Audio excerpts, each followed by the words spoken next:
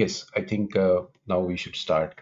It's already 5 minutes past the scheduled time, so we have given ample time for everybody to join. In the beginning, I would like to mention here is that there are a couple of documents which I have uploaded as handouts to all of you. If you scroll or look at the bottom of your menu bar of the GoToMeeting panel, you will see a section called handouts. You'll find one XLS, namely assignment of course blueprint. We will have an exercise which you can complete side by side while I'm presenting my slides, and you will be able to kind of implement those concepts which I'm going to introduce you to immediately for at least one uh, module of your course.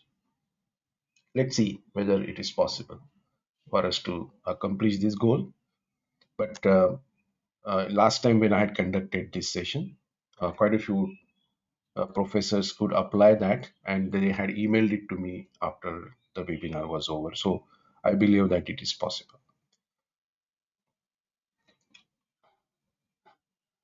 So you can download it and keep it ready handy. Those who would join us little later, I will tell them once again after they join.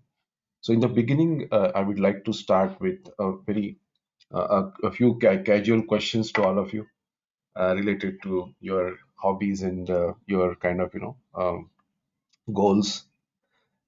Generally, just to this is to just create some kind of interaction between us and ensure that this technology platform works for better two-way communication between us.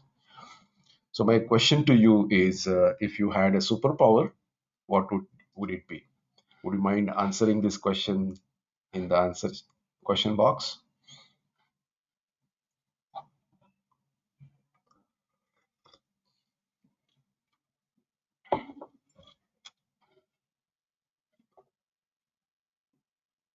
Feel free to answer this question in the question box.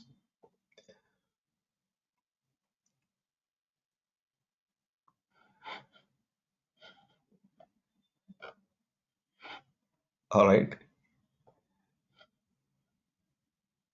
You want to fly or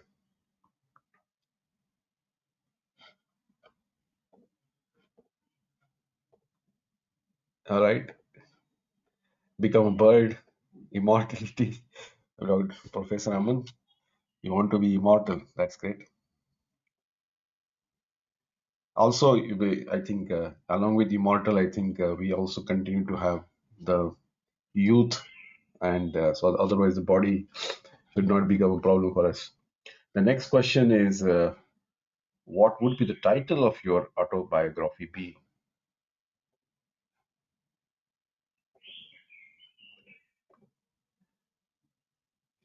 Invisibility is one of the superpowers. Yeah, always preferred.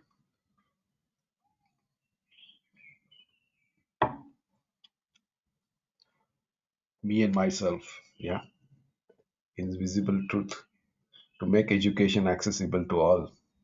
This is the superpower you're mentioning, Dr. Manisha, right? Uh, now, my next question is, what would be the autobiography if you would write to my dreams? Okay, journey of life about me, king of lovable person. It's me. Me, myself. Awesome. Yeah, let me go to the next question now. What is the food you would like but everyone else hates?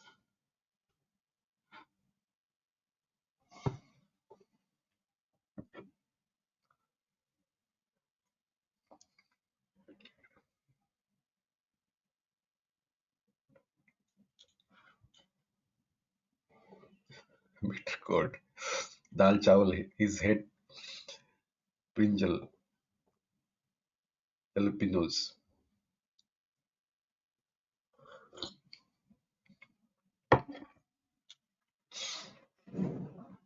Yeah, thank you so much. Yeah, this I think Uh, Carla seems to be the most common answer when I ask this question. Right. Yeah, I'm going to the next question. Thank you so much for the responses. Keep pouring those responses. What would be your dream house be like?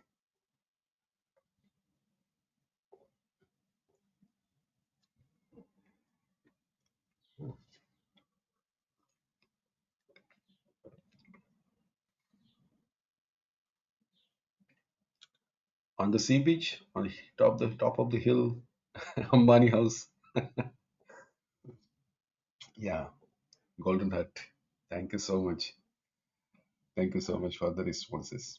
I'm going to the next one. This is the last one, yeah, and then we'll start our webinar, the main topic of our webinar after this question.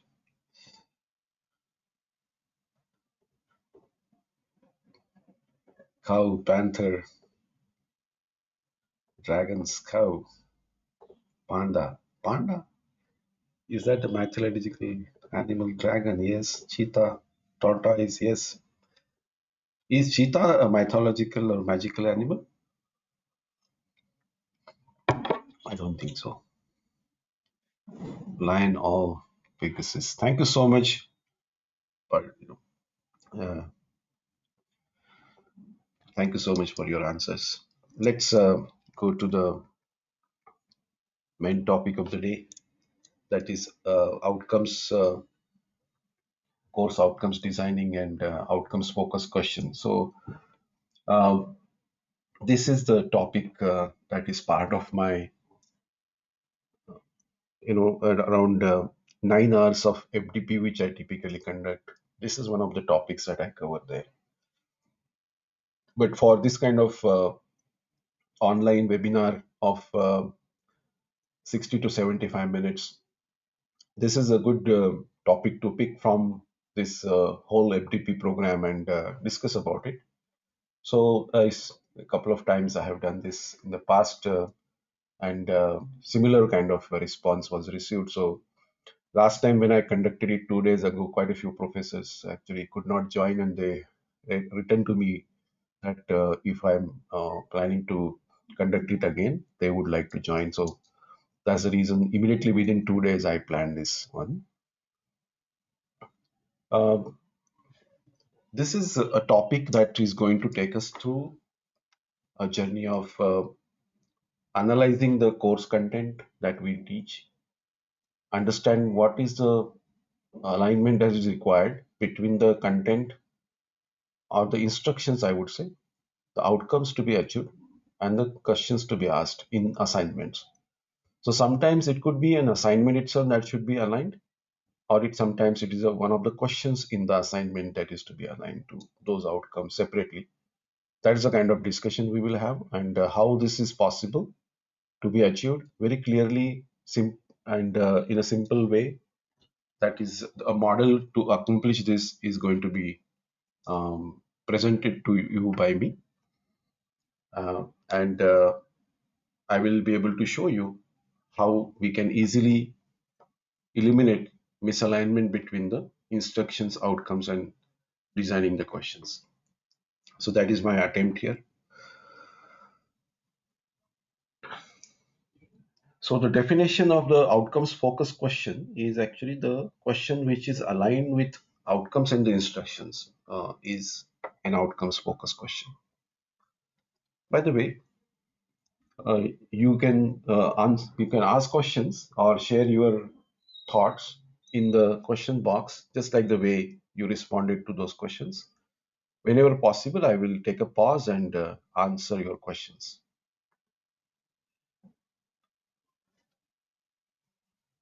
So let's look at how the misalignment in outcomes and the questions happens generally, and very easily it happens.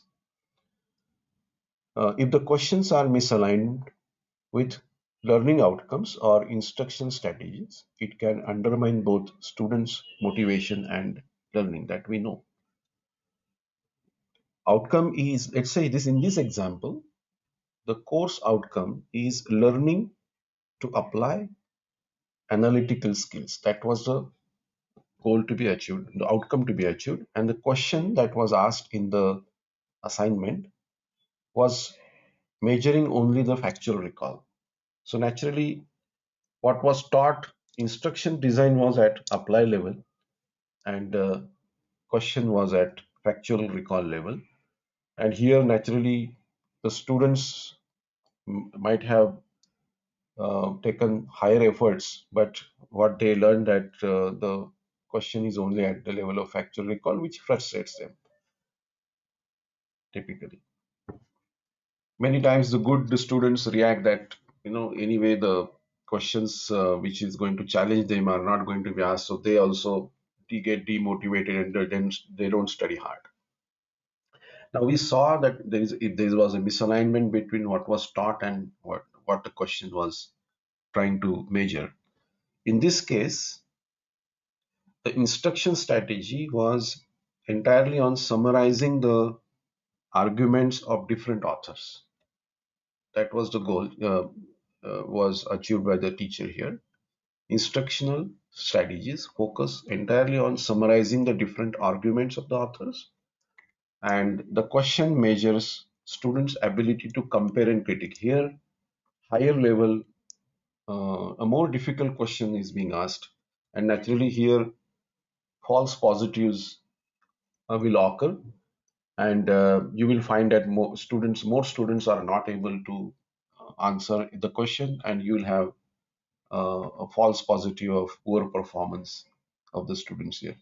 In the earlier case, there will be more students who would be able to answer that question because it was factual recall, and hence it will be an example of false positive. So more students are able to answer that question.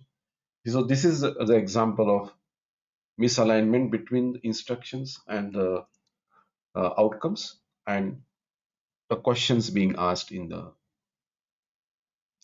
assignments. So how to avoid misalignment of instructions, outcomes, and assessment? Are there any techniques or frameworks that are readily available? Maybe they are readily available. What I'm going to introduce you to is a framework is that is going to take you through um, a systematic analysis of your course content, identifying its knowledge dimensions, knowledge levels, and then thinking about what desired cognitive level your students should achieve, and then think about assessing them based on the desired cognitive level. And so this is an interesting area of our discussion that we are going to focus more on here onwards. So before that, going to this topic, let me see whether there are any questions.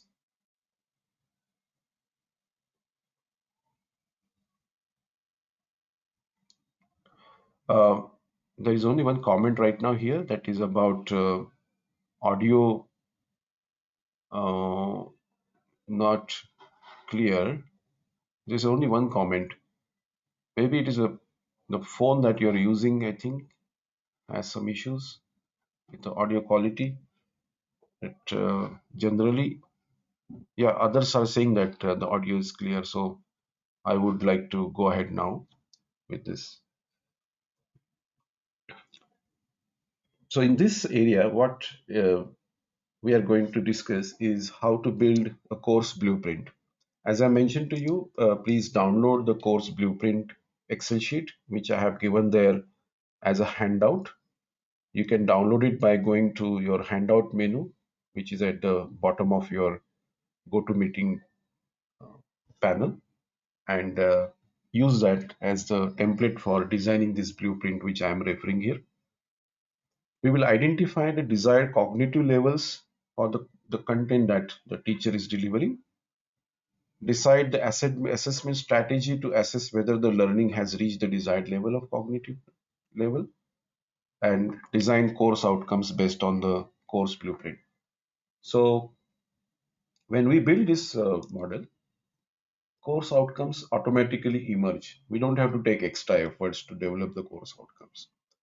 It is magically these course outcomes are visible to you, and it gives you two products actually. One is the course outcomes itself, and then asking the set of questions that you can ask to assess whether the desired level of cognition has been achieved by the student. So they are the two products that are given by this model to us automatically. So before we jump into this discussion further, we, although everybody knows, is aware of what the knowledge dimensions are, a little discussion about this will help us load this into our active memory, and we can use that immediately as a reference, quick reference to all other topics to follow. So the factual knowledge captures uh, discrete isolated content elements, terminologies, knowledge of specific details and the elements.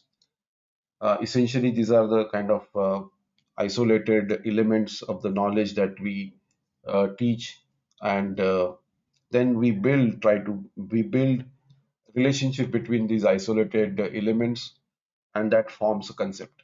So we kind of help the student to connect these dots and give them a kind of perspective beyond just the isolated pieces of the knowledge, and that forms classifications, categories, principles and generalization, theories, models, structure of concepts.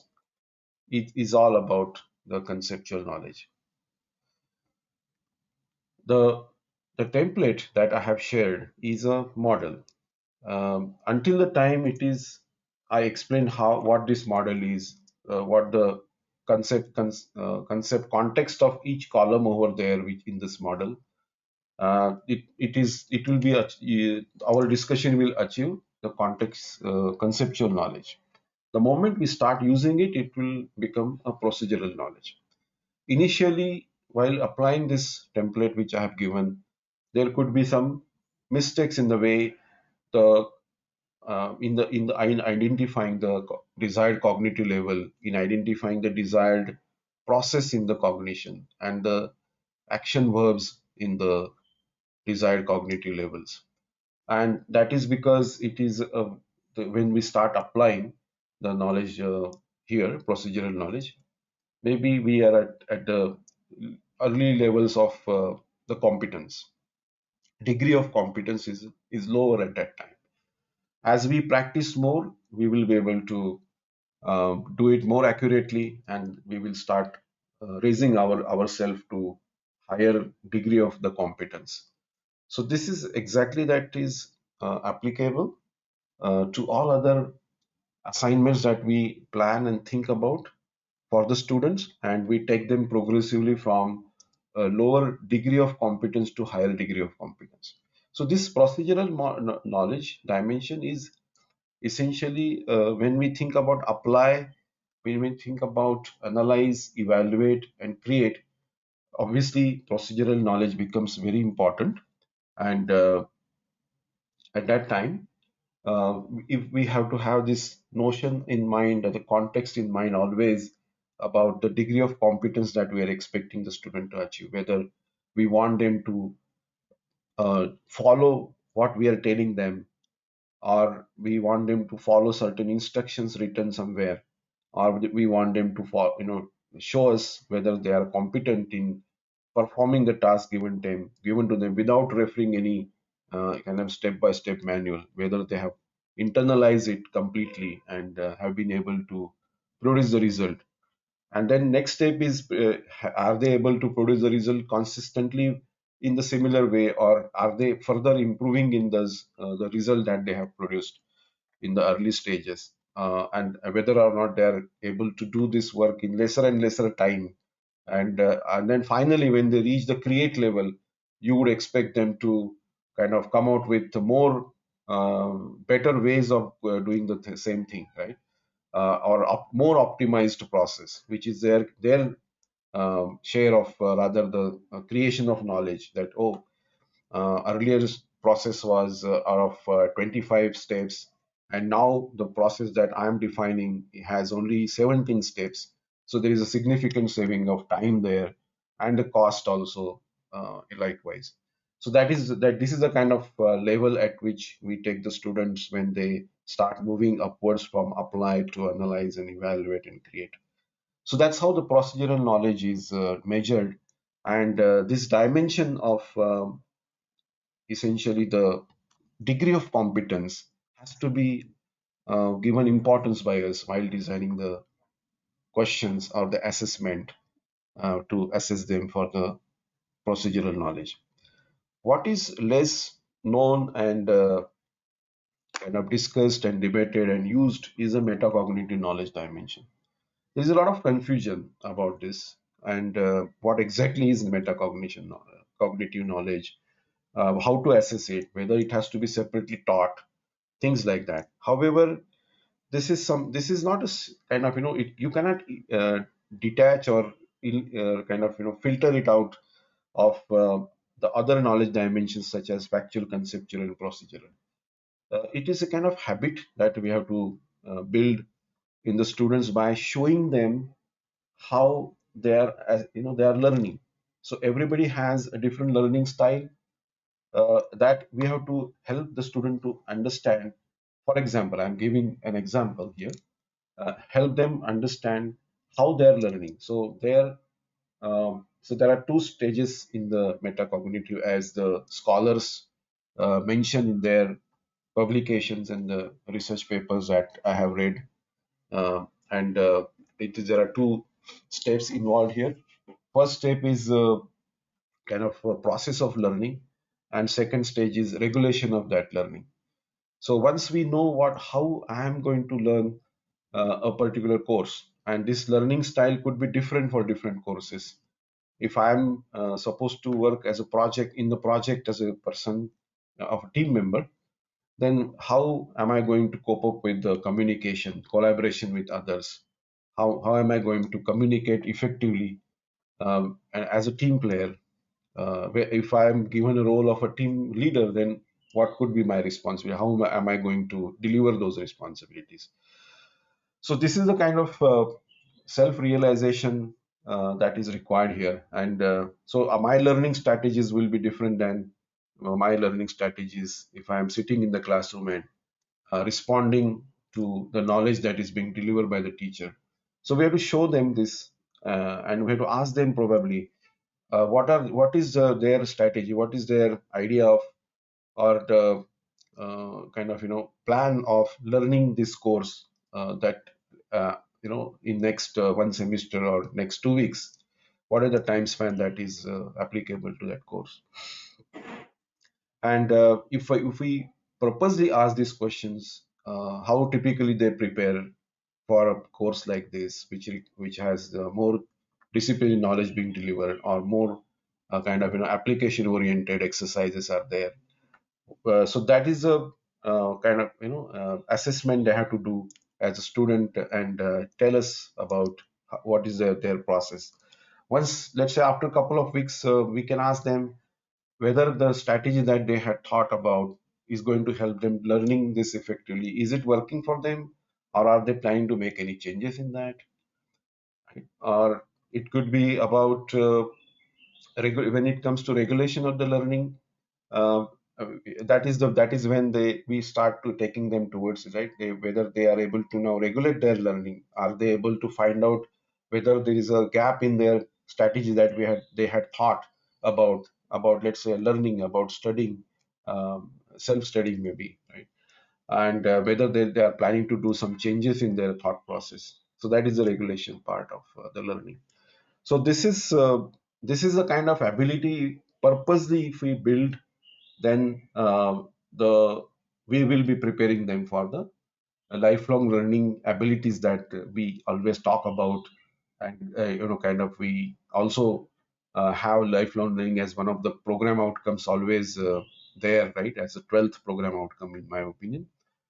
But how to prepare the students for lifelong learning, that is always a question that is asked in the frequently asked in my webinars. And my response to this question is like this. So it begins, actually this ability can be delivered by all the teachers of any course, right from the day one of their classes starts, in as soon as they enter into the phase of higher education in their life. This starts actually the learning, simply because simply by changing the questions little bit differently, we make them think about whether or not they have they know the answer correctly. and we make them think, analyze immediately about um, what the gaps in their learnings are, and we ask about what the gaps are. Not We don't ask directly by what they know. If just ask them what they know, they'll recall and tell us. But if we ask them what they don't know, then they'll have to first of all recall what they know and then compare it with some reference which was kind of vaguely known to them, and try to analyze what they don't know. So if we try to, if we are asking 50 questions in various assessments in one semester, and if we try to convert at least 10 to 15 questions in the manner in which it is going to help them analyze their own learning process, probably we will automatically start building this ability of metacognition, the skills related to metacognition, the strategy, self knowledge, that helps them regulate their learning, will help them further to become a lifelong learner. That is the idea over about this four dimensions related to knowledge. We are going to use these concepts extensively now here onwards. Whenever we talk about the teaching part, we will talk about the knowledge dimensions. So first of all, we are going to now build a model of course blueprint. We have to think about the topics covered in each of your units of your course, and you can easily then find out the knowledge dimensions associated with these subtopics. At the right side of your screen, I have given the same definitions that we looked at in the earlier slide. If you're using mobile screen, probably you will not be able to read it clearly, but my urge to you is go to your laptop if it is possible, switch to that, because if you're planning to use the Excel sheet for completing the exercise, it will be helpful to you. Uh, so this is a simple method of identifying the subtopics and try to map the course learning dimensions, knowledge dimensions to it. It may not be as simple as this. We know that, right? There could be little vague boundaries of knowledge dimensions within a subtopic, because maybe it's stuffed with many multiple knowledge dimensions, factual, conceptual, procedural, and then you may not be able to very easily identify the knowledge dimensions very clearly. But at least if you know that, okay, I am unable to further disconnect this, disassemble this knowledge piece, then you should take the highest one in that. Let's say there is some procedural content there, then keep it at the procedural level. If let's say we apply this strategy and create this kind of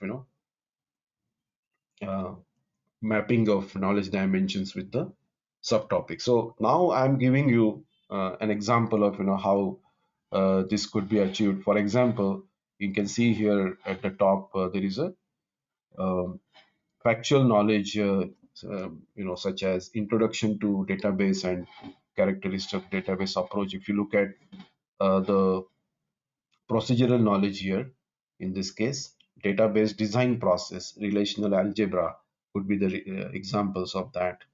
Conceptual knowledge, characteristics of relations, relational algebra, unary operation relations. These could be the examples of conceptual knowledge. And dealing with the deadlock requires some strategy, thinking that is required to understand how exactly the deadlocks could be avoided, whether it's possible to avoid, what could be the reason for the deadlocks to occur. So a lot of some metacognition level knowledge, strategic knowledge about this how things will could be avoided, we might be required in certain situations, and then that is I can take it to the not metacognitive level separately, that particular part of the topic. So this is the same idea I'm trying to now depict with the help of another presentation to you. So this is how it will happen. So once you kind of use now the chart of knowledge dimensions in this manner, and arrange your subtopics by mapping those with the knowledge dimensions. The picture will be something like this. Now I'm going to transpose this to help me. Some I need some space here on the right side. So what I've done is I have just transposed the earlier chart over here. Here there are. This is a unit. There are subtopics. These are the groups of subtopics which are delivering certain knowledge, chunks of the knowledge, and the dimensions related to these subtopics are mentioned over here in this manner. So these are some examples. And now the next step is to kind of relate it with some real life examples. You can see that this is a unit is transaction management, and there are the examples of various knowledge dimensions here. Desirable properties of transaction, factual, characterizing schedules, conceptual, concurrency control, procedural, and dealing with deadlocks. I feel that it is metacognitive level. Another example, psychoanalytic perspective. Sigmund Freud's psychoanalytic theory could be conceptual. Anxiety and defense mechanism could be factual and conceptual, both critical. Critic is procedural, metacognitive kind of level of knowledge is required here to be able to criticize systematically. Right? Uh, so this is about the examples of how you can relate uh, the content delivered by you in and map it with the knowledge dimensions. So question to you is now actually I'm going to read some of the questions which are there, and then request you to download the Excel sheet handout given there. Dr. Sujit, are you facing any problem? Or you're done with downloading the Excel sheet now? Please try it. It's essentially it's available. It's just a link, and you should be able to download it from there. It's a publicly available source, so I don't think that it's going to block you from downloading it. Thank you so much. Right. So this there in the handout. Please look at the bottom of your control panel of the GoToWebinar, and you'll see this menu bar there. Handouts. Expand it, and please download the assignment of course blueprint. Thank you. There are no questions, by the way, until now, so I'm moving further, but allowing now all to just raise questions if any, so that we can address those quickly. Thank you for the responses.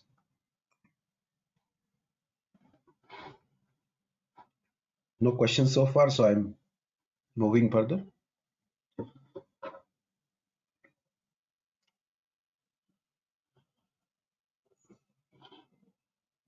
Yeah, so far no questions, so I'm moving to the next topic. So now we will identify the categories of the cognitive processes. Now, so far we were discussing about the teaching process, the content to be delivered, the knowledge dimensions associated with those with the content. Now we will start thinking about the learning process. The other side of teaching is learning, and now we have to start thinking about what is this learning process. So typically, the cognitive levels are known as Bloom's taxonomy, because Dr. Benjamin Bloom and his team members invented these 6 steps, and that's the reason these 6 steps are known as Bloom's taxonomy. And the further studies have been made, and some revised Bloom's taxonomy has been published, which is now adopted as a standard taxonomy to think about the cognitive process. So essentially, it's a cognitive process. We believe that any human being goes through, takes their learning from one step to the next one, through remembering to understand, apply, analyzing, evaluating, and creating. These are the 6 steps typically the human beings take their learning upwards from lower to higher order thinking. Uh, my question to you is, do you believe that the learning happens always through these steps serially in this manner, or sometimes there are jumps possible, and it need not be always through these 6 steps mentioned here? In Do you believe that there is a possibility of jumping from directly from, let's say, remembering to apply, or understanding to analyze, or applying to evaluate, or directly from understand to create? And this seems to be only the theory, but in reality, a jump is possible. Do you believe that it is possible or not possible? If possible, can you give some examples?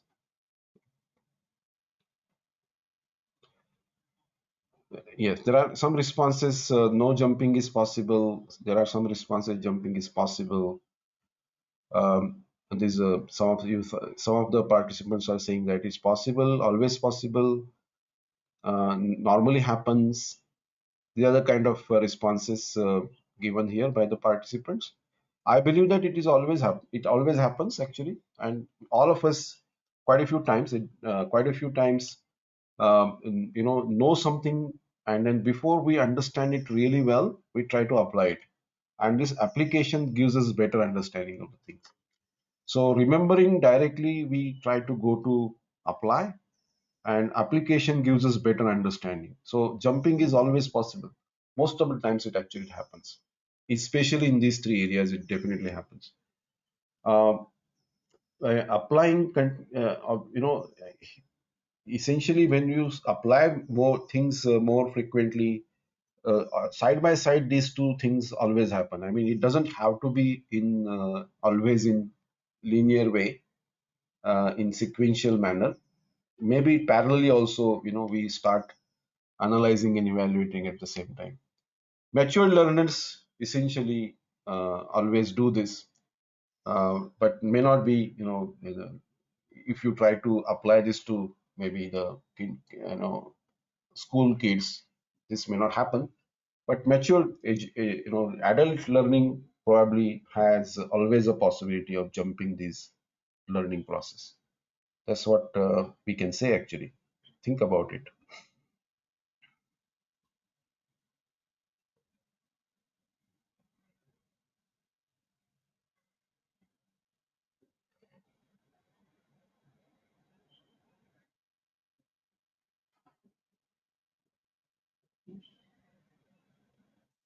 Yes, there are quite a few good responses. I'm just reading out those. That's the reason there is a pause from my end. Yeah, generally, everybody is agreeing that it's possible. Naturally, it is possible, and but essentially, when we are thinking about that, what is the theory of cognitive process? What are those theoretical steps we have to uh, know that, okay, this is the we believe that the learning happens to serially, linearly in this manner, but we also know that jumping is possible. So how we use these knowledge about the cognitive process in designing the questions is something that we have to now think about and build this model further. So when the teacher teaches the knowledge, there are different knowledge dimensions that come in picture. And when the student learns, these are the cognitive steps the student is going through. So this is in those bubbles, you will see the definition of each one of these steps.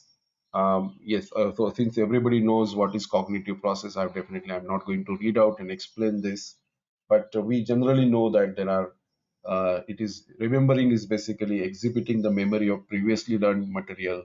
Demonstrating is about understanding of facts and ideas by organizing and comparing, so on and so forth. Application is solving the problems, analyzing, examining, and breaking the information into parts.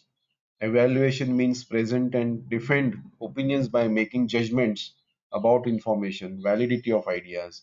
And creating is compiling the information together in a different manner, by combining the elements in a new pattern or proposing alternative solutions. That is the creation of knowledge. So many times co-creation of the knowledge along with the student is also possible. So teacher and the student co-create a new knowledge, new process, and that is a research-based orientation or learning or teaching essential.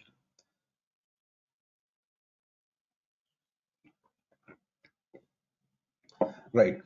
So now while this is happening, teacher is teaching, students are learning. The teacher wants to ask question primarily because the teacher wants to know where the students are. Have they learned what I'm planning to teach them? Primarily, that is the process that the teacher has in mind. Uh, Traditionally, we ask the question to pass or fail them.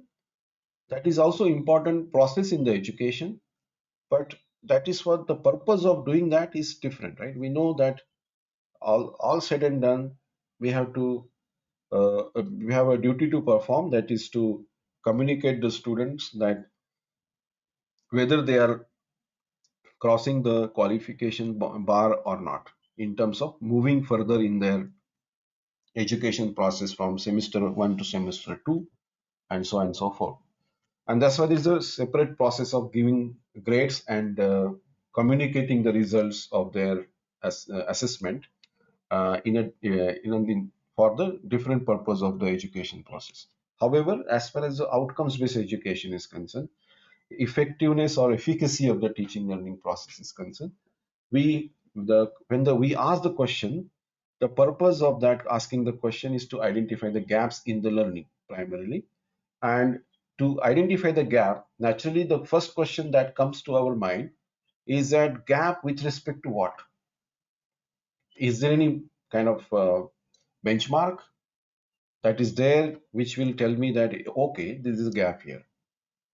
So who will tell me this benchmark, what this benchmark is? Is it me as a teacher supposed to think about it, or somebody else like HOD or course coordinator or program designer or IQAC or some accreditation body has to tell me that this is the benchmark? When you teach something, let's say you are delivering the factual knowledge, are you expecting the student to be at remember level, understand level, or apply level? And who will tell you that? Because all the levels are possible. Even if you are teaching factual knowledge, you can assess the student at create level also. That's possible. If you are designing the assignment or the questions to assess the student whether they are at the create level, although you are delivering the factual knowledge, is possible. It's entirely up to what the strategy of the teaching tells you to do as a teacher. If the teacher is teaching conceptual knowledge, are you expecting them to be at apply level or only at understand level? Who will tell you that? Unless and until there is a benchmark, you will not be able to assess whether there is any gap. Now, we know that it is impossible to expect that all the students will be able to achieve the desired cognitive level. So this is the desired cognitive level. Let's say apply was supposed to be the desired cognitive level for the content which I am delivering here right now. And let's say I conduct an assessment and I find that there are certain number of students who are able to apply, certain number of students able to understand, and certain them remember something, and some of the students could not answer anything. So there could be four categories, four buckets in which the students distribution will happen. The student number of students who could achieve the apply level of my assessment, let's say out of 60, 20 students achieved apply level, that is 33%. Is that the expected level of percentage which I should have seen after the assessment, or the rubric given to me is telling me that there has to be 45% students in apply category after you teach this. So why the gap was for 12% students are not here in the apply? That is a analysis of the gap. So when you think about remedial actions and driving the continuous improvement, this is the process expected there. We know that it is impossible to take 100% of the students to apply level. But what was the target defined by somebody? If understand level student, let's say 40% students are found in understand level, was that expected to be like that? And then next time, how many of these 40% students who are now actually the 12% student who are not there in apply, are they distributed in understand and remember, more of them, or there is a more gravitation towards remember? Then how do I bring them first of all to understand and then understand to apply, is the step by step remedial action to be taken by the teacher. So that is the way the identifying the gaps in the cognition is possible, and then driving the remedial actions and so on and so forth to drive the continuous improvement. We know that many times the learning gaps may not be because of the competence of the teaching process. The teacher is highly qualified, well known in the students community, loved by the students because of the kind of teaching the style the teacher has, and there is a but still the students performance is not good, not because of the process or the environment in the classroom. There's maybe something outside of the classroom, maybe some laboratory equipment is missing, and because of which the application of that knowledge is not possible correctly. So identifying such gaps is also one of the purpose of asking the questions. It's not only the assessment of the students' learning, but also generally, why there is the students are failing to reach certain competence levels further after they go out of the classroom. So certain questions that are applicable in the classroom, certain questions are applicable outside of the classroom, and that is the strategy of the teaching process and evaluation process we have to think about, and aligning the questions with the outcomes and instruction design, because that's the instructions also have to be designed such a way that these outcomes are achieved by the students. So certain outcomes are achievable in the classroom, certain have to be achieved outside the classroom, that also we know. But the asking the questions for identifying the gaps in the cognition is the main focus of the questions in terms when it comes to outcomes based education. Any questions so far?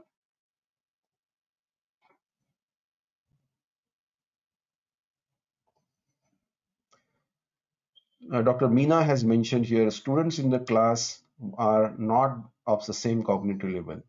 Absolutely. So that is exactly what I mentioned actually. If you wanted the students, um, it is not possible for 100% students to achieve, let's say, apply level, analyze level, that whatever the desired cognition level was mentioned there, we know that it is not possible that 100% will achieve that. But what is the distribution, desired distribution is another question.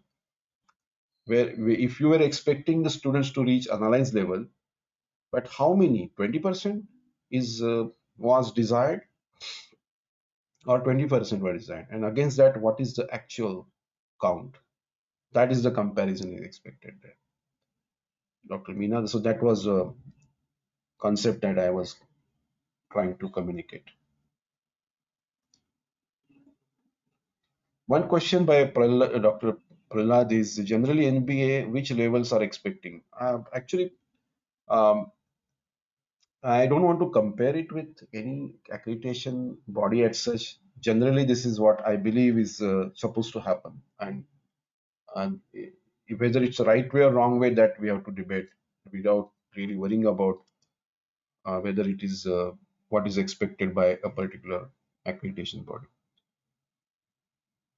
because accreditation manuals are written by for the masses, and they may not you may not found them suitable for your institution or the kind of work that you want to do.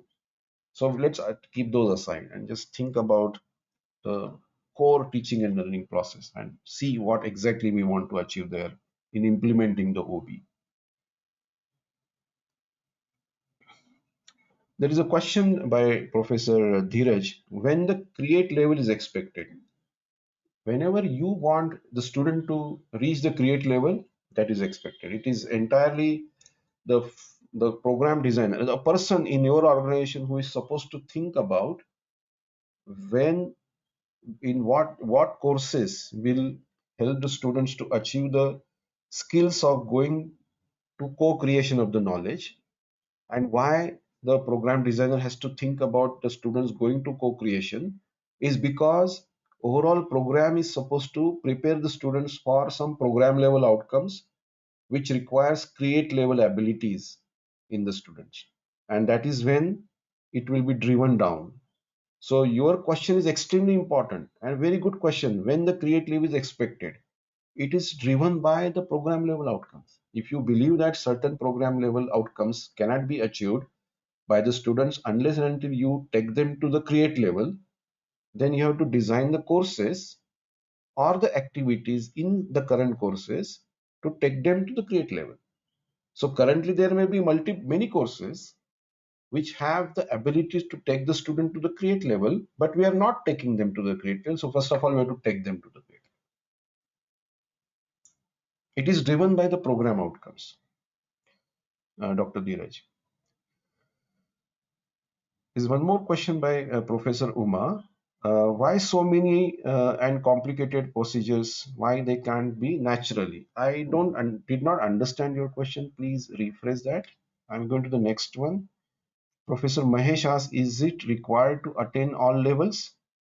Again, my response to you is to look at what the program outcomes are, and then drive down your core curriculum design. Right now, what is happening is that uh, the already designed programs are being somehow being fitted to outcomes based education. So it's actually it's not the right process. We have to first of all think about the program outcomes to be achieved and then think about the curriculum.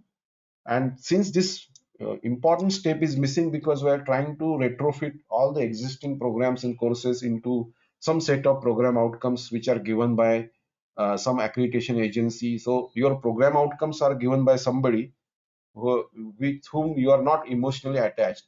You believe that since just because of this compliance with the tick, and tick mark, you are somehow trying to relate all these courses. So the atma, the soul is lost from the implementation of outcomes based education.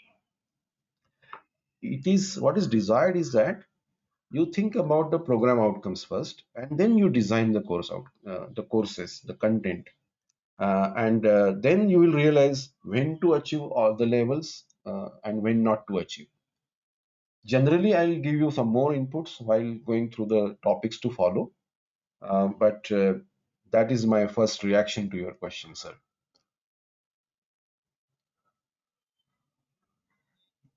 Yeah, there are quite a few good inputs given by Professor Sujit. We will obtain the lower level of remember, he says, we will obtain the level of remember, understanding, design for any course through exams. How did we achieve higher levels? In the NBA, is the higher level of Bloom's is mandatory to achieve? I answered this question, right? We have to think about the program outcomes first and then think about the curriculum. Professor Chetan Kumar says the important part is to bring clarity among the teachers and the students. It should be primary focus for any institute. I agree with you, sir. Professor Lakshmikant says, in general, for many courses, we can take the students up to apply level. No, it is actually you can take it to them to any level, actually, create level also. It is just a question of how you want to design your activities in this manner. I'll give you some more examples to clarify what I am saying. I'm not trying to impose my thoughts, but I'll just share some of the ideas further as we follow. Dr. Chetan Kumar further says how to take necessary steps that involve students taking responsibility of their goals. Essentially, metacognitive is the area that is required here because that to kind of solve the puzzle which is related to the students' motivation to take the things in their hands. Next question is by Professor Sharika. If some students in the class prefer a different style of being taught, say lectures or discussion based on active forms of learning, that's mostly preferred by the others. Could you suggest the ways to we could reach a common ground here? Essentially, we know that it is difficult to achieve because the curriculum, the program is designed such a way that uh, you require certain students or certain outcomes to be achieved. Let's say there are 15 outcomes at the program level you want to achieve, and the way the instructions are designed based on these have to have a strong mapping of the program outcomes that you are achieving. Now, since you want the students to be able to achieve those program outcomes, what courses and the learning styles of the course students are taken into account, and then accordingly the instruction design has to be done. The way I am teaching right now is my own style of teaching to communicate clearly to in the online kind of webinar like this. I try to make my slides interactive and colorful.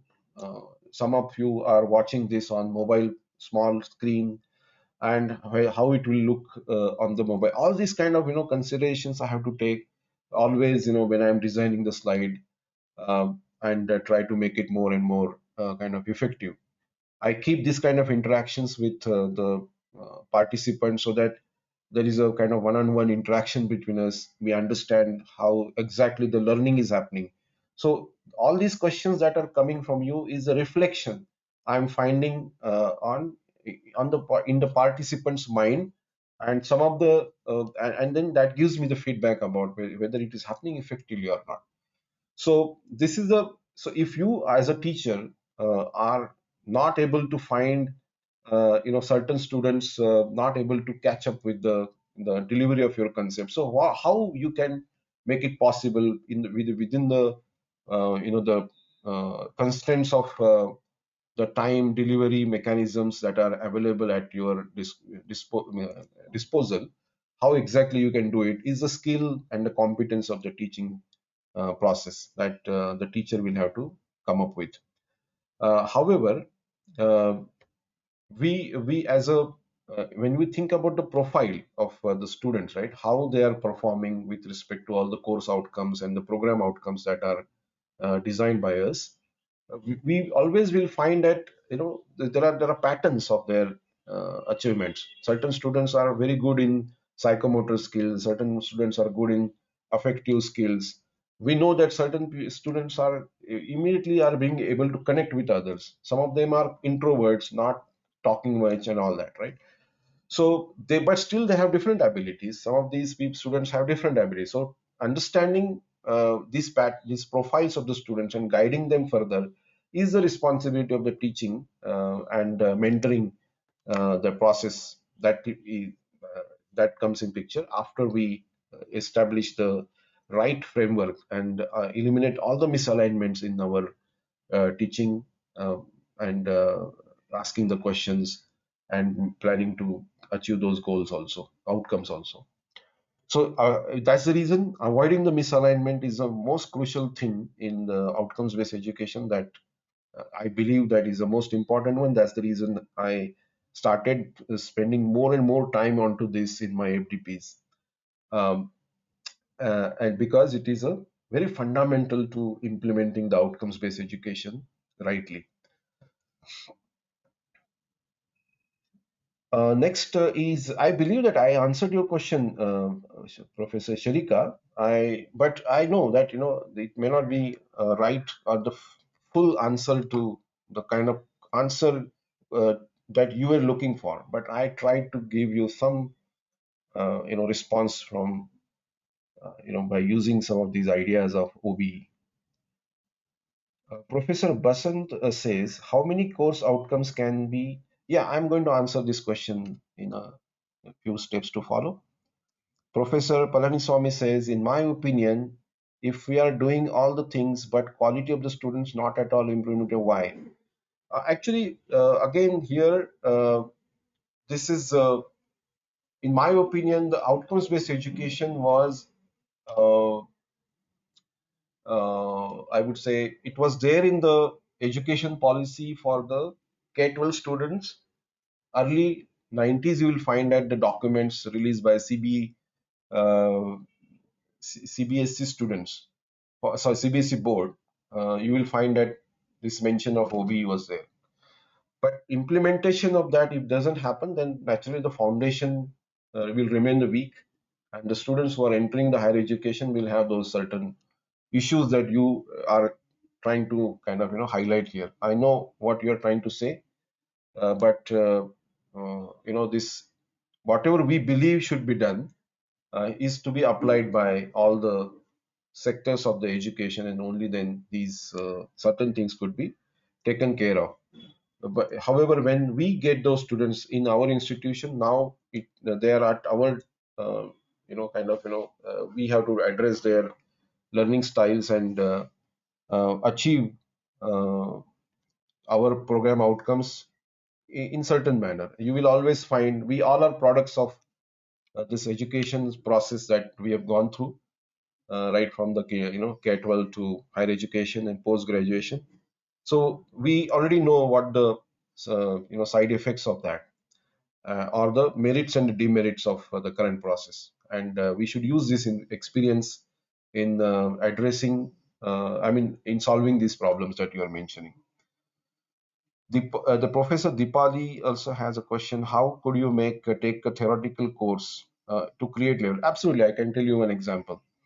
Uh, let's say you taught factual knowledge related to temperature of. I'm now going to give you an example from. Let me pick. Let's say medical. Let's go to medical education. Right, temperature of the patient body. Uh, you are given the factual knowledge that what is I may be wrong. I'm 97.4 is the right temperature in Fahrenheit of the body. Let's say we give this factual knowledge, and we tell another factual knowledge is that to measure the temperature, this is a thermometer. This is another piece of knowledge we have given. So far, nothing is connected with each other. Imagine that the student has never seen the thermometer in the past, and they don't know how to you measure the temperature. Okay. Now the third piece of information will tell them that this is the way to measure the temperature. We show them how to measure the temperature, how long to wait. Fourth piece of fact is communicated. So all the four factual knowledge time pieces are given to them. Now they have to connect all this by measuring the temperature. So you take them to apply level, right? Now we want them to take the create level. So I would tell them that, let's say there are 10 patients in this ward, and you figure out, okay, uh, how frequently you should measure the temperature of these 10 patients, and whether you can design a chart, decide the frequency, and decide the uh, measurement, temperature measurement kind of process, how you want to measure it. Um, and then student has to think about what the student has never seen what chart is that it is required, whether I should measure the temperature every month, every hour, or twice after, let's say, every 4 hours, or 3 times a day, whether to measure the temperature while the patient is sleeping or active. Nothing is mentioned. That is to be decided by the student, and then the student comes out with the chart. That is this particular activity is to take them to the create level. So you're not asking them to analyze anything, nothing. It's just they are going to now, they would create the chart, they would start measuring the temperature according to the frequency that they believe is the right one. You are not taking them to procedural knowledge in such a way that they come out with some kind of analysis of whether their earlier approach was correct, whether they thought that measuring the temperature is every 2 hours is too much of doing this, or whether you're not asking them to see whether there is a drop in the temperature when they are sleeping versus they are active, how frequently you have observed this, or it was just a one-off kind of observation. You're not asking them to do any kind of analysis like this. You're just asking them to come with this data without any analysis attached to it. That is to take them to create level. So any theoretical subject also can be taken to create level. It is possible.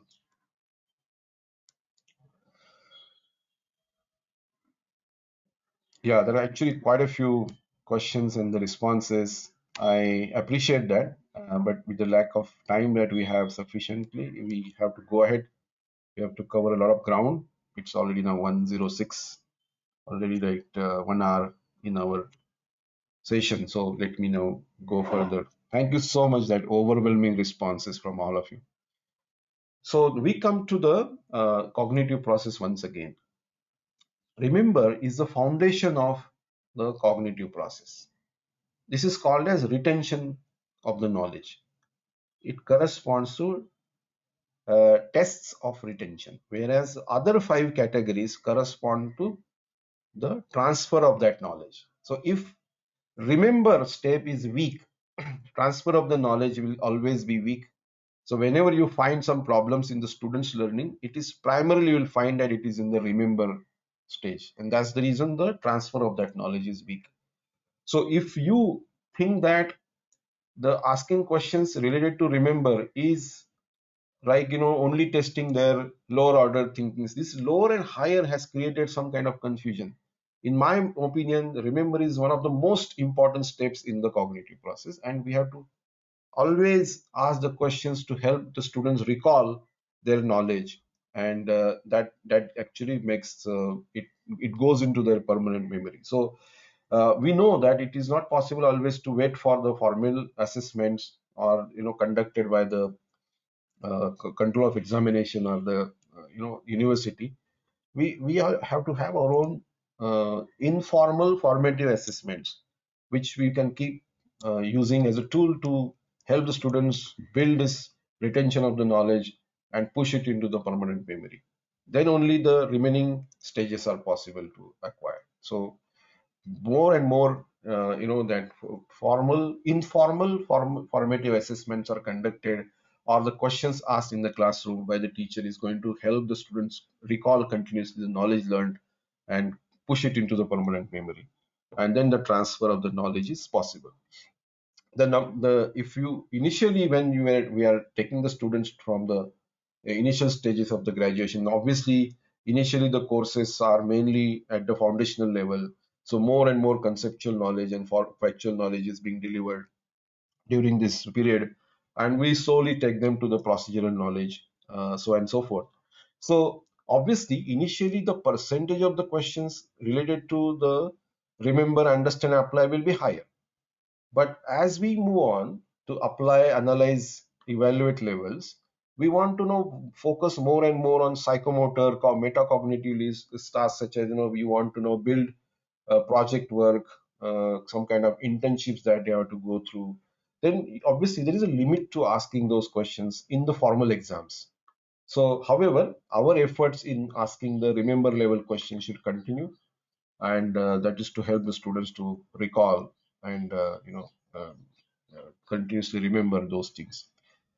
So as we know, MCQs and other such objective type of questions are meant for that, and those are actually very important steps in the education process. So here, however, generally as they move from the one's first semester to the later on graduate to upper semesters, we have to take them from obviously from the remember, apply, remember, understand to apply, analyze, evaluate, and create as per the requirement of the program. So we talked about a lot about the cognitive domains, and as you know, the education theory says there are three knowledge domains. One is cognitive domain, second is psychomotor domain, and third is affective domain, out of which Bloom's taxonomy is applicable to cognitive domain, which is understand, remember, so on and so forth. The same team, Benjamin Bloom, Anderson, Crothwell, they They actually at that time when they were researching this, they researched the uh, affective domain, but they agree. It's written in the on internet. You'll find in the Wikipedia also that original team did not uh, write anything about the psychomotor domain related such taxonomy. It was maybe they ran out of time or whatever, but it was added. Quite a few other educationists and researchers um, published many papers on this, and they also introduced a taxonomy in psychomotor domain as well. They call it as degrees of competence in performing a skill, learning from initial exposure to mastery.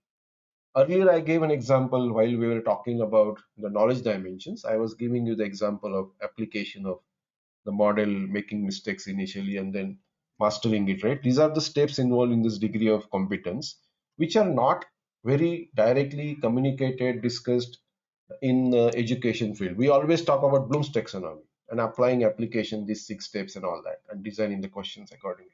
But what about these other two dimensions which are there, such as psychomotor domain, such as the metacognitive or the affective domain related? Also, metacognition also has a kind of similar taxonomy that is also mentioned by Bloom's and other the team members at that time, which is called as affective domains, such a taxonomy: receiving, responding, valuing, organizing, internalizing. Right now, we are in going through first 2 steps. Receiving, it's basically you are receiving some communication from me. Responding is the kind of questions that you're asking, responding with your thoughts, criticizing what I am saying. Is everything about responding to that? So, affective domain related, some sensitization always happens all over. Right? Every time the teaching happens, the first 2 steps have to occur. So we have to recognize that, yeah, right now this is happening. So how to take them to, let's say, internalizing is something that one of I think Dr. Palnaswamy said about the quality of the students. So this area of affective domain actually has a lot of importance in sorting out some of the issues related to the quality that you were mentioning, sir. Uh, when it comes to the psychomotor domain, this hidden scale in apply, analyze, evaluate, we have to recognize that. And when we think about designing the application related questions or the activities, we have to think about what level of the competence we want them to achieve here. Do we want them to just imitate something like this? Imitation is copy action of another. Watch the teacher or trainer and repeat the actions, process, or activity. What action verbs you want to use here? Copy, follow, replicate, repeat, adhere, observe, identify, mimic, try, reenact, and imitate. So you may find that copy is the same action verb used in Bloom's taxonomy also, but the meaning is different. Here the context is different. So we have to understand that context also when we are using the action verbs like this. Look at the precision. Execute skills, reliability, independent of the help is the behavior expectation here. Uh, what activities you will ask the students to perform? Perform a task or activity with expertise and to high quality without assistance or instructions, able to demonstrate an activity to other learners also. That is the precision level. An action verb: demonstrate, compete, show, perfect, calibrate, control, practice. You may come out with more action verbs here. If you do a lot of further research into this, you may want to come out with more crisper, clear definition, more action verbs, which will go into your the quality manual of your institution, right? That is a kind of further expansion of this taxonomy can happen over a period of time. As far as the psychomotor domain is concerned, as far as the meta affective domain is concerned, this is the kind of lower order to higher order kind of process that the students have to go through. Receiving, responding, valuing means attach values and express personal opinions. Argue, challenge, debate, refute, justify, persuade, critique, explain, invite. So if we are not asking any question which will make them, let's say, debate. Group activities, typically group discussions, but how many students are participating in that? If not, the whole class has to be given that kind of opportunity to participate. You know that what happens when five students come together and we give them the topic to discuss, you find that couple of them are not able to talk at all. They may be having a fear of talking English, maybe, right? So we have to make, let's say, but however, we want to see whether they are able to respond and share their ideas and thoughts in English, but they are not able to do that. But are you going to penalize them because they are not able to speak, right? Because others were overpowering them, not allowing them to talk. So are you going to give better marks to those who were kind of controlling the whole discussion? It is not about that. It is about just observing that. We are so tuned to give the marks, always look at everything and comparing and grading it. That's not the way to teach the metacognitive skills. We have to give them. We have to. It's basically the our own observation for our own feedback to ourselves. We are going to observe it, and we are going to give a feedback to the students that, hey, this is what is observed, you may be able to overcome this problem with this kind of solutions. So, but even without telling this, what is the accomplishment of this activity? That you have created an environment in which five students came together, they discussed on something, and couple of them realized that they are unable to talk, unable to share their thoughts.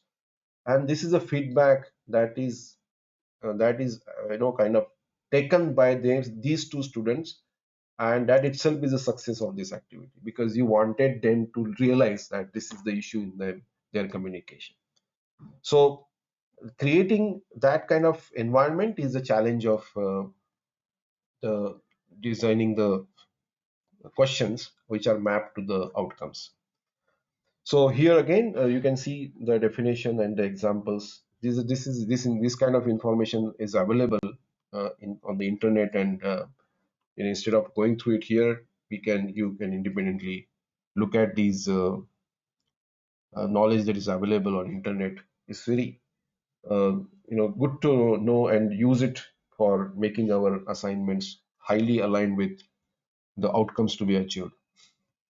So generally, what we are saying here is that when we are teaching the knowledge, like such as factual and conceptual, there is a kind of degree of higher to lower to higher kind of stages, and there are certain keywords associated with this: remember, understand, to apply, analyze, and take to the create.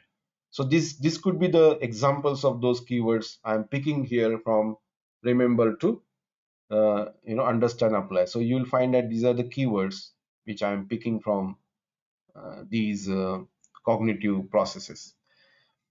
If I am teaching procedural, again, imitation, manipulation, this is the kind of taxonomy we have seen, and I have taken the keywords to from these higher to lower to higher competence levels.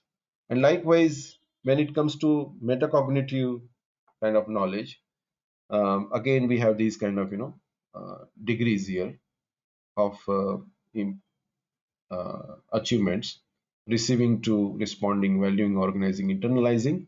And these are the kind of keywords that we can take. So from taking the students gradually from lower to higher order of competence is the kind of primary plan that we want to implement. But as we have seen that metacognition is some kind of is there all over, right? So we instead of thinking about it separate as a separate kind of dimension to be achieved, we can mix these keywords into the factual, conceptual, and procedural knowledge keywords, and make it as a part of the assessment of the students by redesigning the questions, reframing the questions, redesigning the assessment such a way that these skills of making them realize how they are learning and how they are regulating their learning is possible, is coming to as a feedback to the students automatically. We are encouraging them to discuss about their ideas of how they are learning, how they are regulating their learning process, and more opportunities given to them to express their ideas, write down in an answer. This is a question itself, that how they are planning to prepare to learn this course. And then at the end of the course, let's say we ask them the strategies that they had implemented in the to learn this course. What gaps did they observe? Can they attribute some of these strategies that they could not apply correctly to the kind of performance that they achieved in this course? Are we trying to help them relate some this with their academic performance? So that these are the kind of reframing of the questions is possible, and then we can take them to right from the lower to higher order of metacognition. That's also possible. So any questions so far? I think we are running out of time, so let me quickly go to the next things. So here, this is a chart. Let me explain this in detail first, and then the other steps to follow is a repeat of the same framework. So I will not take time to explain each of these categories of cognitive process. So let's go through this one first. So remember is the category of the cognition. It is about retrieve relevant knowledge from long-term memory. This has got two cognitive processes, recognizing and recalling. Recognizing has these keywords: identify and recognize, select, label. Recalling has these keywords: locate, retrieve, list, name, reproduce, state. And if we are teaching some knowledge, let's say factual conceptual knowledge, we want them to remember it. Then whether we want to them to recognize that or recall only the knowledge, then accordingly we will decide what kind of questions that can be asked. So true, false, multiple choice questions will be sufficient for us to help them recognize. I mean, comparing the knowledge from the long-term memory with the presented information. Are they able to recognize the what they had learned a couple of days ago with what I'm right now telling them? And recalling is basically retrieving the knowledge from long-term memory when presented with a question. So accordingly, I will ask the question. I might give the hint also, and in the half part of the question, and then ask the build my question further. So I'm giving a hint itself in the question, and then I help them recall. Oh, okay, this is the kind of knowledge that I am supposed to present here. So this is the assessment format. So this is all available. Somebody has already done this nice, beautiful work and readily available for us to use it. So likewise, so we there are other cognitive processes also defined in the similar manner. So if I would now go back to my model, which I'm developing here, I have these unit 1 subtopics here, and some of these subtopics belong to factual. Some of these factual topics go to conceptual. So I want the student desired level of cognition to be at remember level. So, but in the remember level, which cognitive process I want? Recognizing or recalling? I want recall, for example. Then what key action verb I want to use here? It can be, let's say, defined. Now, what I am showing you is a very simplified method, just to avoid any confusion about this. You know already that you can, you will have to also use recognizing as one of the process, and there could be multiple action verbs, some of from recognizing, some from recalling, you will have to consider here. But now, just to keep this at the very simple level, I'm picking only one action verb so that the concept is understood, and you can obviously use it for. Now in some of the knowledge dimensions which I am considering there, I want the student to be at understand level. So these are the cognitive processes: interpreting, exemplifying, classifying, summarizing, and their respective keywords and their respective assessments you can see here.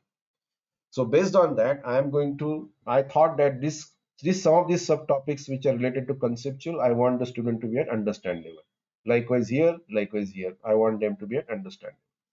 So then I will build for this table further by identifying the processes and the action verbs associated, right? So this is the way I'm going to now use um, this idea to build it further. This is actually somebody has used it and shared it with me. You can see that this is possible to implement practically. Purpose of data analysis, factual, understand, inferring, and then action verb, predict, infer, deduce. Data frames, factual, understand, exemplifying, give examples, illustrate. So this is how somebody has already applied it. In applying, you can see these are the processes now. So wherever I believe that students should reach the apply level, I will use that reference and build this example further, this model further. So this is how I have actually achieved it. Wherever analyze is there, I will use the similar table and build this table. So now this table, the model is completed. You can use now your this data template which I have given to you, and at least do it for one uh, subtopic of any one of the units that you want to do, and try to identify the knowledge dimension, category of the cognition, process of the cognition, and action verb. Uh, so I will come out with this kind of table. This is a somebody has actually used it. You can see here is another example here. Evolution of TV2, TRP measurement, factual, remember, recall, describe, ideation, research, and Reiki, the art of preparing bulletins and rundowns, procedural, analyze, organize, and break down, outline, tabulate are the action verbs. So this is how practically it could be implemented. To just a second, I will just, there are certain questions, I guess I will. Yeah, this is Professor Hassan who says that shall we get the presentation? Okay, I will share the presentation with you. There is no problem. Anyway, I'm going to give you the recording of this video. So now what happens is that we have this model. Uh, it can be used very easily to design the course outcomes, first of all. But I will a little bit. I'll try to give you one more perspective here. Uh, when we think about the course outcomes, we have to first of all think about how am I going to assess the students. So the thought of assessment comes first, and then course outcomes have to be designed. Right now what happens is that we think about the course outcomes first, and then we think about what to ask, what questions to be asked, if at all we are trying to create the alignment. But that is not the right uh, process to follow. We have to first of all think about how am I going to assess my students, and that's the reason we thought about what is the desired level of cognition I want to see, and how am I going to assess it. And then this thought process gives us the, so when you verbalize this thought, it becomes the course outcome. Let's see how. So there are four components of the course outcome: action, knowledge, condition of performance, and criteria. So go back to action now. What is action? Action is the keyword that we had identified. It represents the knowledge, skill, attitude, activity the learner will perform, right? Apply, classify, clarify. We have just done that, right? Action verbs are identified by us. So we know the action verb. Knowledge, this represents the specific knowledge from any one of the four knowledge categories, which we have done. And we also know what exactly the knowledge, the chunk of the knowledge, the group of subtopics that we are going to deliver. So you just label that whole group, that area of your content, in such a way that it will represent that group of the subtopics, and that is the knowledge component. Condition of the performance is applicable when you are assessing the students to be at, let's say, apply level and above. At that time you want the condition to be also, when I would say that the students have achieved that the desired outcome, if they show me a certain performance.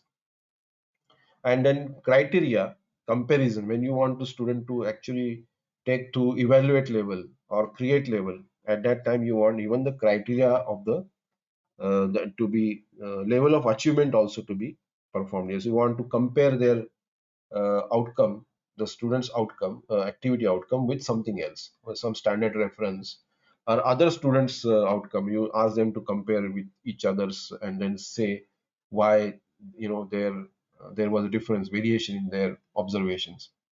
So that's the criteria.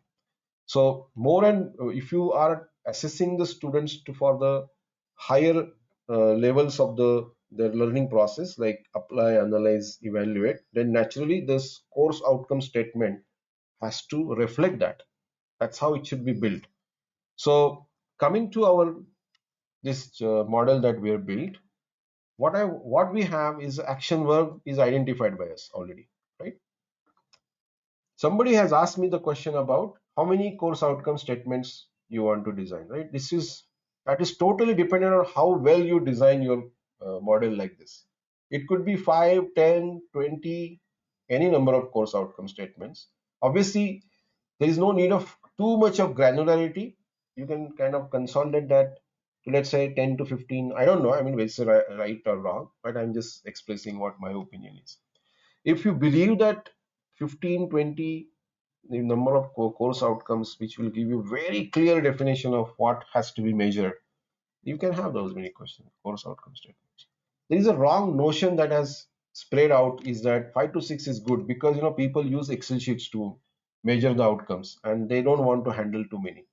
They won't know, they actually know that this is just a facade, and just for the purpose of compliance and tick mark with some accreditation process they are doing it. They know that, but that is not, their heart doesn't, is not there at all.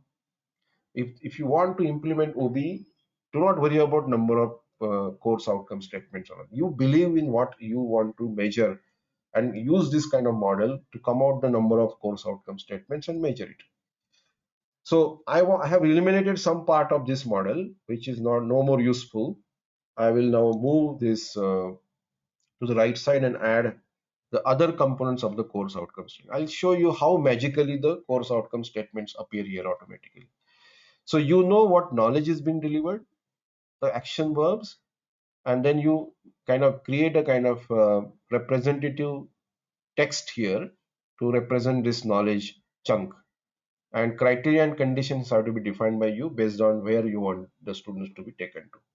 So this is the way somebody has used this model to come out with very raw statements of course outcome. You can smoothen the rough boundaries of these four separate components and bring together to create one statement, right? Examine concurrency control based on the timestamp ordering and locking techniques, for example. This is a very good course outcome statement that can emerge automatically. Compare schedules based on recoverability and serializability. This is a course outcome statement. If you want to further verbose, make it verbose, you can do it.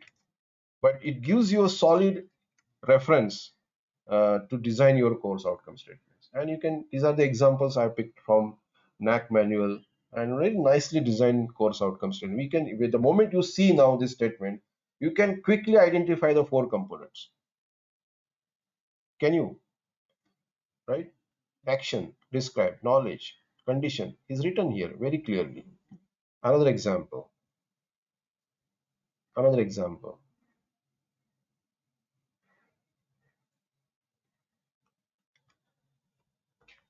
Right, and then if you now kind of do this kind of two-dimensional chart here, in fact, knowledge dimensions and the cognitive levels, you will be able to clearly create this kind of distribution of the course outcome. Any questions here?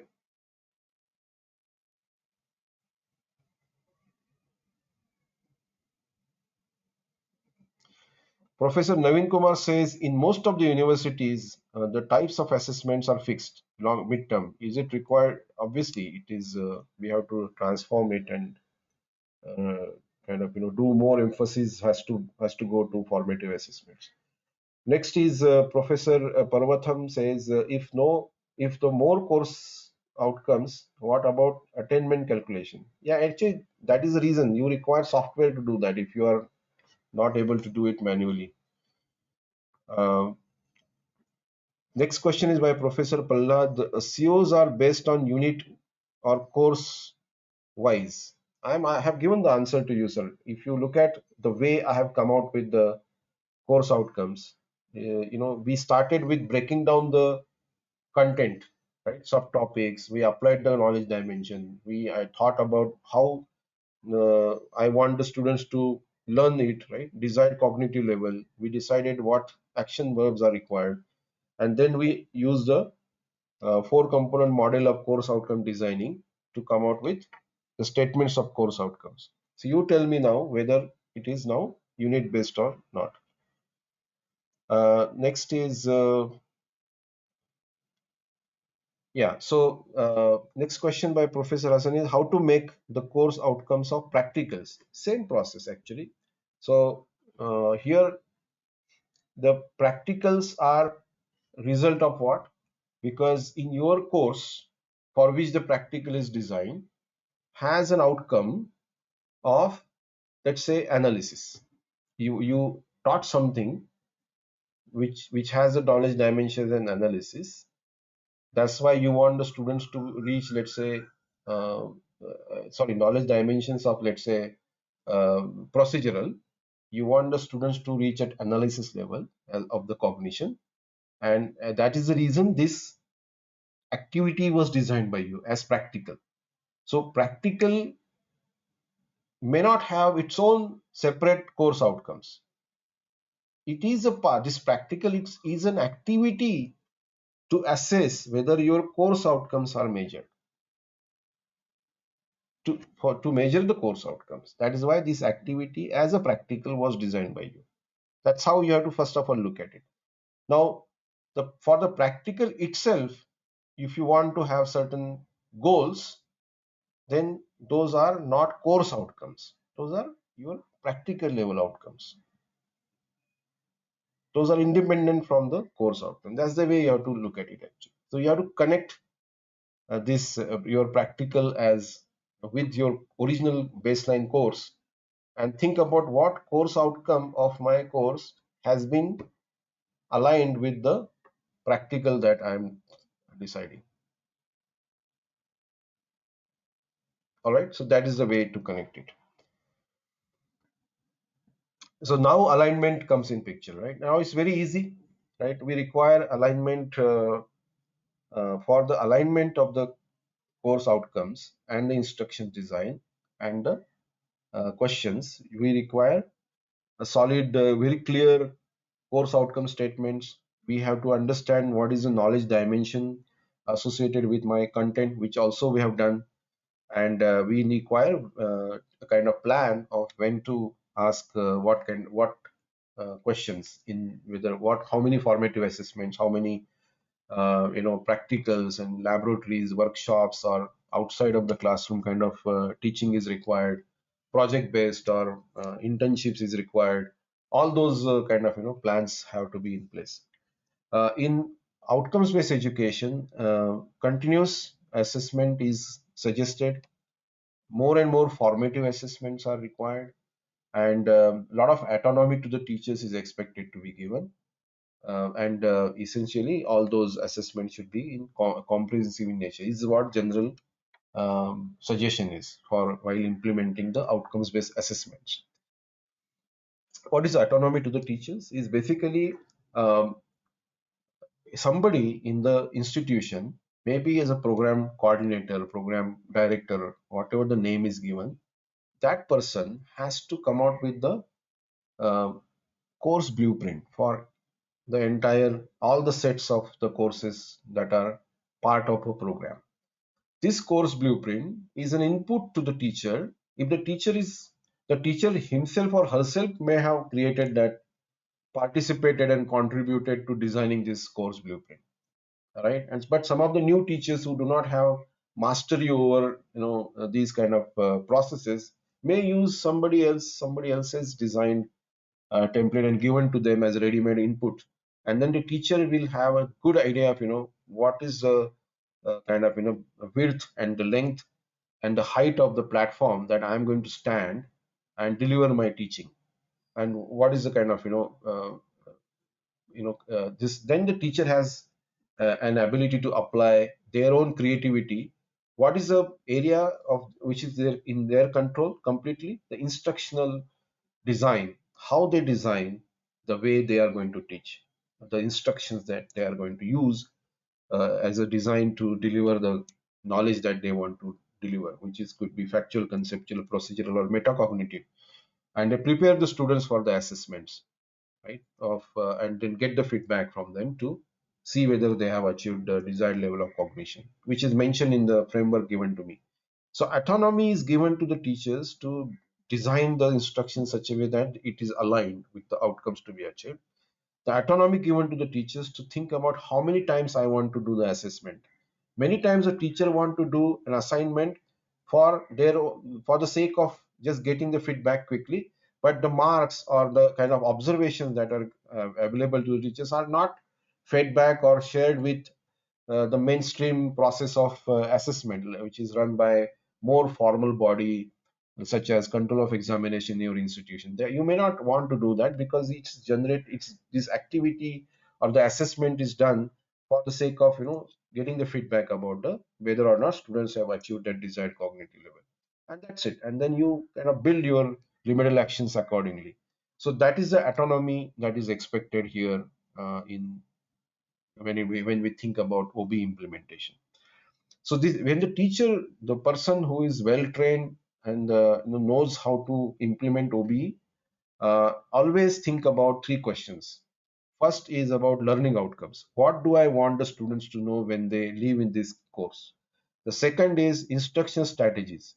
What kind of activities in and out of class will reinforce my learning outcomes and prepare the students for assessments? An assessment related question is what kind of tasks will reveal whether the students have achieved the learning outcomes I have identified. These are the three main questions the teacher asks herself or himself when to avoid the misalignment between these three parts of the teaching and learning process. So now we come to the blueprint of questions designing for a course. We know that this is the kind of general idea that we are going to use. Initially, there may be more questions related to remember, understand, but slowly we have to also introduce more and more questions related to apply, analyze. Then we know that there is a kind of gradual rise in the expectations from the students, and that's the program outcomes are actually drive the content development in this manner. So initially the content will be of more factual conceptual, and progressively it will become more and more procedural and less factual conceptual. So accordingly the number of questions which are which fall into the scale of cognitive process also will differ. This is also one more depiction of the similar concept, and then it gives you these 24 combinations. So if you put these two dimensions into x and y axis, it will give you 24 such combinations. So if you are teaching factual knowledge, and if you want the students to be at, let's say, understand level, then you have this combination, understand plus factual combination comes here, and you know how to now think about the desired process of cognition and the action verbs. So that will give you automatically the type of assessment to be designed and the kind of questions that you want to ask.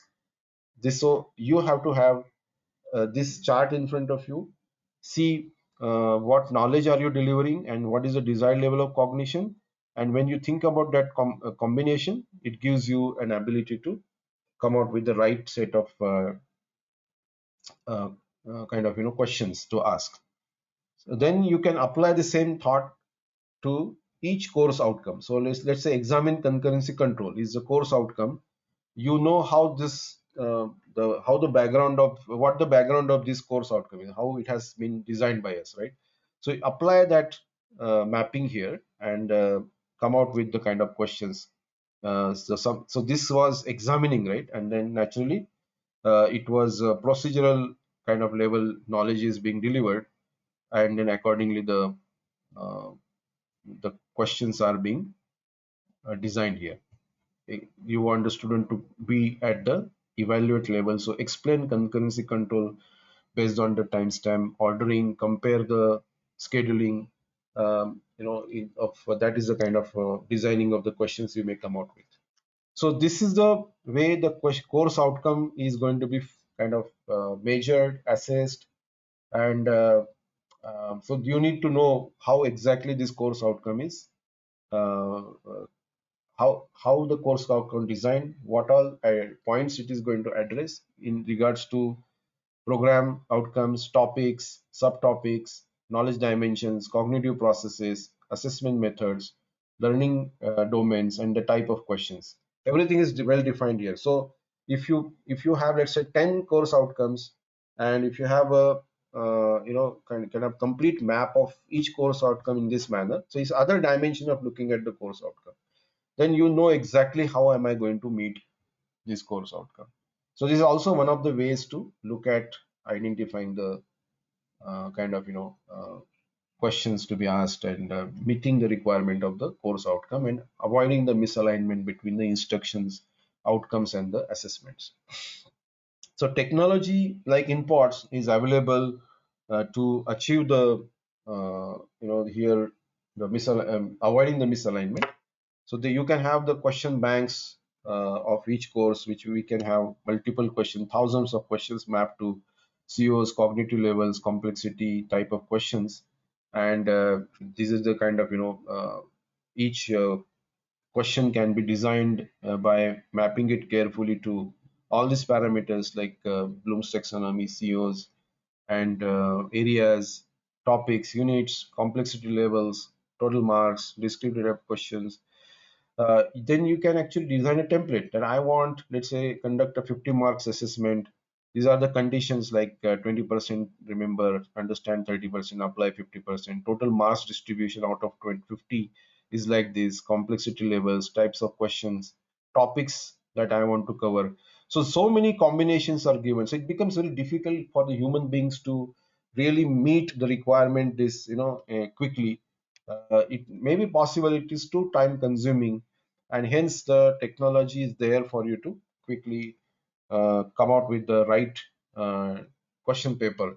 So this once this decision is taken that I want to conduct the exam for, let's say, 500 courses, and I want this is the distribution of the questions appearing in the exams. So you will have a complete predictability of how each question paper is being designed, and those questions are being asked for all the courses for an upcoming exam. And you can use the technology to come out with the right templates design, such as this. I want this question to be of CO1, this unit, topic, complexity, Bloom's taxonomy. Likewise, you can define these parameters, and it will give you the automatically created question papers, multiple question papers, and finally it gives you an automatically designed question paper. So this is the way technology also can be used for avoiding the misalignment between the instructions, between at least the outcomes and the questions being asked, and create a kind of framework in which there is no possibility of losing the control on the kind of questions being asked in an exam for all the courses in which are undergoing the assessments. So that's it from my end, ladies and gentlemen. Thank you so much for attending this webinar. My